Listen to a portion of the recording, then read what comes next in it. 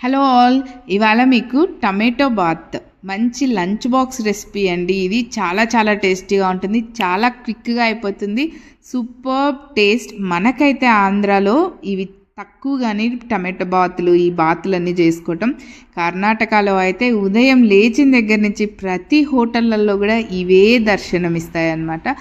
చాలా ఎమ్మీగా ఉంటాయి, చాలా ఫాస్ట్గా అయిపోతుంది కూడా.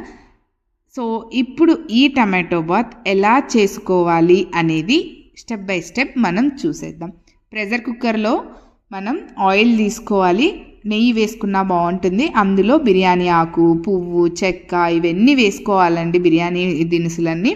తర్వాత ఆనియన్స్, పచ్చిమిర్చి వేసి బాగా వేయించుకొని టమాటో గుజ్జు వేసుకోవాలి, లేదు ముక్కలు తరిగి వేసుకున్నా బాగానే ఉంటుంది. వేసుకున్న తర్వాత అది కొంచెం మగ్గిన తర్వాత ఉప్పు, పసుపు, కారం, గరం మసాలా, అల్లం వెల్లుల్లి పేస్ట్ ఇవన్నీ వేసుకొని బాగా కలిపేసి ఒక 2 minutes ఉడికించిన తర్వాత కొత్తిమీర, పుదీనా కొంచెం వేసుకొని వెజిటేబుల్స్, మనకు కావాల్సిన వెజిటేబుల్స్ యాడ్ చేసుకొని వాటర్ వేసేసి ఎసురు కాగనివ్వాలి. కాగనిచ్చిన తర్వాత జస్ట్ ఒక 10 minutes ముందు నానబెట్టిన బియ్యం వేసేసుకొని కుక్కర్ విజిల్ ఒక 2 విజిల్లు రానిచ్చేస్తే చాలు.